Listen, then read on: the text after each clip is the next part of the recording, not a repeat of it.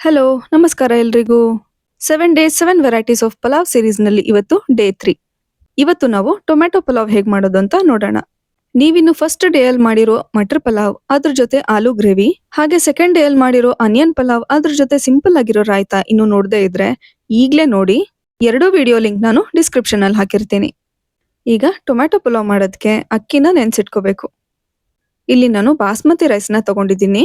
ನೀವು ಬೇಕಿದ್ರೆ normal rice ಕೂಡ ಹಾಕೋಬಹುದು. ನಾನಿಲ್ಲಿ 2 ಕಪ್ ಬಾಸ್ಮತಿ ರೈಸ್ನ ತಗೊಂಡಿದ್ದೀನಿ. ಇದನ್ನ ಒಂದು 2-3 ಸತಿ ಚೆನ್ನಾಗಿ ತೊಳೆದು ನೀರು ಹಾಕಿ ನೆನೆಸಿಡ್ಬೇಕು. ಇದು ಬಾಸ್ಮತಿ ರೈಸ್ ಆಗಿರೋದ್ರಿಂದ ಒಂದು 20 ನಿಮಿಷನಾದ್ರೂ ಇದು ನೆನಿಲೇಬೇಕು. ಇಲ್ಲದೆ ಹೋದ್ರೆ ಅಕ್ಕಿ ಚೆನ್ನಾಗಿ ಬೇಯೋದಿಲ್ಲ.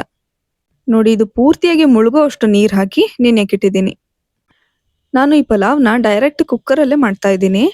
4 ಸ್ಪೂನ್ ಅಷ್ಟು ಎಣ್ಣೆ ಹಾಕಿ, ಎಣ್ಣೆ ಸ್ವಲ್ಪ ಕಾದ್ಮೇಲೆ ಒಂದು ಅರ್ಧ ಸ್ಪೂನ್ ಜೀರಿಗೆ, 4 ಲವಂಗ, 2 ಪೀಸ್ ಚಕ್ಕೆ, 1 ಚಕ್ರ ಮೊಗ್ಗು, 2 ಏಲಕ್ಕಿ ಹಾಗೆ 1 ಪಲಾವ್ ಎಲೆನ ಹಾಕೊಳ್ತಾ ಇದ್ದೀನಿ.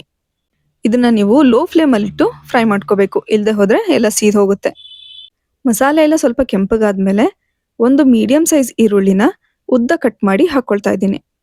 ಇದರಲ್ಲಿರೋ ಹಸಿ ವಾಸನೆ ಎಲ್ಲ ಹೋದ್ರೆ ಸಾಕು, ತುಂಬ ಕೆಂಪಗಾಗೋದೇನು ಬೇಡ. ಇದು ಉದ್ದ ಕಟ್ ಮಾಡಿರೋ 2 ಹಸಿಮೆಣಸಿನ್ಕಾಯಿ ಹಾಗೆ 1 ಸ್ಪೂನ್ ಶುಂಠಿ ಬೆಳ್ಳುಳ್ಳಿ ಪೇಸ್ಟ್. ಇದನ್ನು ಕೂಡ ಸ್ವಲ್ಪ ಹಸಿ ವಾಸನೆ ಹೋಗೋ ತನಕ ಫ್ರೈ ಮಾಡಬೇಕು. ಇದು ಟೊಮ್ಯಾಟೊ ಪಲಾವ್ ಆಗಿರೋದ್ರಿಂದ ಒಂದು 4 ಮೀಡಿಯಂ ಸೈಜ್ ಟೊಮ್ಯಾಟೊನ ಸ್ವಲ್ಪ ದಪ್ಪದಾಗಿ ಕಟ್ ಮಾಡಿ ಹಾಕೊಳ್ತಾ ಇದ್ದೀನಿ. ಇದನ್ನ ಹಾಗೆ ಸ್ವಲ್ಪ ಮಿಕ್ಸ್ ಮಾಡಿ ಉಳಿದಿರೋ ಮಸಾಲೆಗಳನ್ನೆಲ್ಲ ಹಾಕೊಳ್ಳೋಣ. 1/4 ಸ್ಪೂನ್ ಅರಿಶಿನ ಪುಡಿ, 1 ಸ್ಪೂನ್ ಧನಿಯಾ ಕಾಳನ್ನ ಹಾಗೆ ಸ್ವಲ್ಪ ಕ್ರಷ್ ಮಾಡಿ ಹಾಕೊಳ್ತಾ ಇದ್ದೀನಿ. ಈ ರೀತಿ ಕ್ರಷ್ ಮಾಡಿ ಹಾಕೋದ್ರಿಂದ ಧನಿಯಾ ಫ್ಲೇವರ್ ತುಂಬ ಚೆನ್ನಾಗಿ ಬಿಟ್ಕೊಳ್ಳುತ್ತೆ. ಅರ್ಧ ಸ್ಪೂನ್ ಅಷ್ಟು ಜೀರಿಗೆ ಪುಡಿ, 1 ಸ್ಪೂನ್ ಖಾರದ ಪುಡಿ ಹಾಗೆ ರುಚಿಗೆ ಉಪ್ಪು. ನೀವು ಬೇಕಿದ್ರೆ 1 ಸ್ಪೂನ್ ಧನಿಯಾ ಪೌಡರ್ ಕೂಡ ಹಾಕೋಬಹುದು. ಇದನ್ನೆಲ್ಲ ಚೆನ್ನಾಗಿ ಮಿಕ್ಸ್ ಮಾಡಿ ಟೊಮ್ಯಾಟೊ ಸ್ವಲ್ಪ ಸಾಫ್ಟ್ ಆಗೋ ತನಕ ಮುಚ್ಚಳ ಮುಚ್ಚಿ ಬೇಯಕ್ಕೆ ಬಿಡಬೇಕು. ಆಗಾಗ ಸ್ವಲ್ಪ ಮುಚ್ಚಳ ತೆಗೆದು ಕೈಯಾಡ್ತಾ ಇರಬೇಕು, ಇಲ್ಲದೆ ಹೋದ್ರೆ ತಳ ಹಿಡ್ಕೊಳ್ಳುತ್ತೆ. ನೋಡಿ, ಇದು ಆಲ್ಮೋಸ್ಟ್ ಆಗಿದೆ. ಟೊಮ್ಯಾಟೊ ಎಲ್ಲ ಸ್ವಲ್ಪ ಮೆತ್ತಗಾಗಕ್ಕೆ 1 ನಿಮಿಷ ಸಾಕಾಗುತ್ತೆ.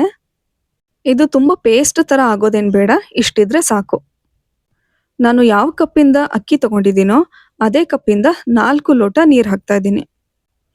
ಅಂದರೆ 1 ಕಪ್ ಅಕ್ಕಿಗೆ 2 ಕಪ್ ಅಷ್ಟು ನೀರು ಹಾಕ್ಕೊಳ್ತಾ ಇದ್ದೀನಿ. ಪಲಾವ್ ಸ್ವಲ್ಪ ಉದ್ರುದ್ರಾಗಿ ಇರಬೇಕು ಅಂತ 1 ಕಪ್ ಅಕ್ಕಿಗೆ 2 ಕಪ್ ಅಷ್ಟು ಮಾತ್ರ ನೀರು ಹಾಕಿದ್ದೀನಿ. ಟೊಮ್ಯಾಟೊಲಿರೋ ಹುಳಿನ ಬ್ಯಾಲೆನ್ಸ್ ಮಾಡೋದಕ್ಕೆ ಅರ್ಧ ಸ್ಪೂನ್ ಅಷ್ಟು ಸಕ್ಕರೆ ಹಾಕಿ ಮುಚ್ಚಳ ಮುಚ್ಚಿ ಇದು 1 ಕುದಿ ಬರೋವರೆಗೂ ಕುದಿಸ್ಕೋಬೇಕು. ನೋಡಿ, ಚೆನ್ನಾಗಿ ಕುದಿ ಬಂದಿದೆ. ಈಗ 20 ನಿಮಿಷ ನೆನೆಸಿಟ್ಕೊಂಡಿರೋ ಅಕ್ಕಿನ ಇದಕ್ಕೆ ಹಾಕ್ತಾ ಇದ್ದೀನಿ. ಅಕ್ಕಿನ ಹಾಕಿದ್ಮೇಲೆ ಜಾಸ್ತಿ ಕೈಯಾಡಬಾರ್ದು, ಇಲ್ಲದೆ ಹೋದ್ರೆ ಅಕ್ಕಿ ಎಲ್ಲ ಬ್ರೇಕ್ ಆಗೋ ಚಾನ್ಸಸ್ ಇರುತ್ತೆ. ಸ್ವಲ್ಪ ಲೈಟಾಗಿ ಮಿಕ್ಸ್ ಮಾಡಿ ಒಂದು ಮುಚ್ಚಳ ಮುಚ್ಚಿ ಮತ್ತೆ ಇದನ್ನ 1 ಕುದಿ ಬರೋವರೆಗೂ ಕುದಿಸ್ಕೋಬೇಕು. ಈ ರೀತಿ ಮಾಡೋದ್ರಿಂದ ಅಕ್ಕಿ ತುಂಬ ಚೆನ್ನಾಗಿ ಬೇಯುತ್ತೆ, ಹಾಗೆ ಅನ್ನ ತುಂಬ ಉದುರುದ್ರಾಗಿ ಬರುತ್ತೆ. ನೋಡಿ, ಅಕ್ಕಿ ಹಾಕಿದ್ಮೇಲೆ ಈಗ 1 ಕುದಿ ಬಂದಿದೆ.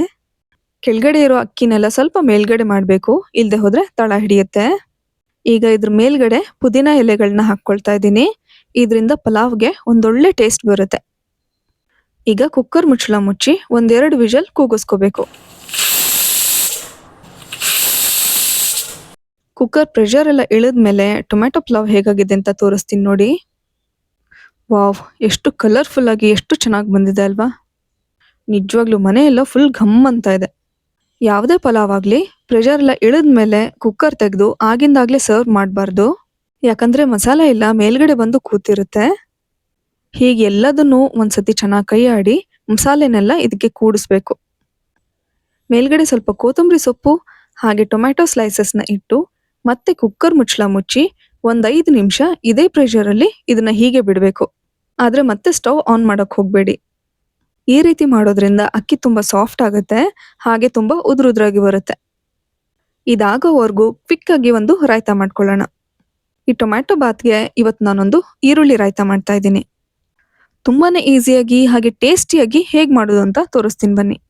ಮೊಸರನ್ನ ಈ ರೀತಿ ಚೆನ್ನಾಗಿ ಬೀಟ್ ಮಾಡಿಕೊಂಡು ಸ್ವಲ್ಪ ತೆಳ್ಳಗೆ ಹಾಗೆ ಉದ್ದಗೆ ಕಟ್ ಮಾಡ್ಕೊಂಡಿರೋ ಈರುಳ್ಳಿ, ಸ್ವಲ್ಪ ಕೊತ್ತಂಬರಿ ಸೊಪ್ಪು, ರುಚಿಗೆ ತಕ್ಕಷ್ಟು ಉಪ್ಪು ಹಾಗೆ ಸ್ವಲ್ಪ ಸಕ್ಕರೆ ಹಾಕ್ಕೊಂಡು ಚೆನ್ನಾಗಿ ಕಲಿಸ್ಕೊಂಡ್ರೆ easy and tasty onion raita ready ಆಗುತ್ತೆ.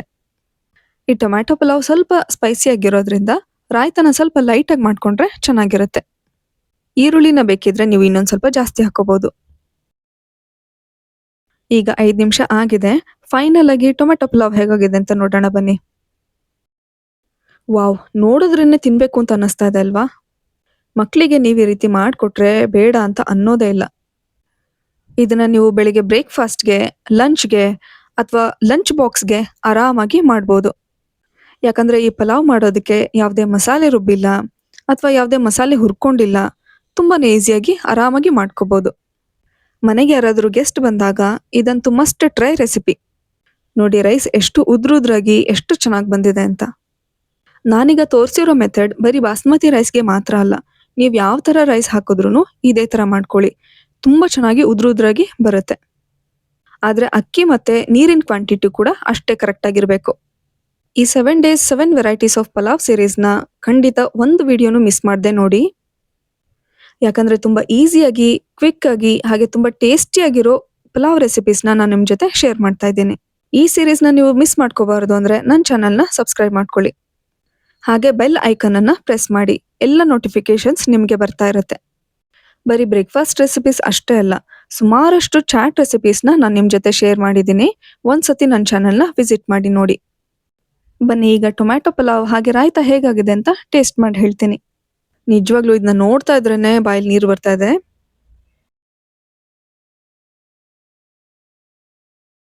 ವಾವ್! ಟೇಸ್ಟ್ ಅಂತೂ ಅಲ್ಟಿಮೇಟ್ ಆಗಿದೆ. ಫೋನಿಂದಾನೇ ಡೈರೆಕ್ಟ್ ಹಾಕೋದಾಗಿದ್ರೆ ಈಗಲೇ ನಿಮ್ಗೆಲ್ಲರಿಗೂ ಟೇಸ್ಟ್ ಮಾಡಿಸ್ತಿದ್ದೆ. ಅಷ್ಟೊಂದು ಚೆನ್ನಾಗಿದೆ.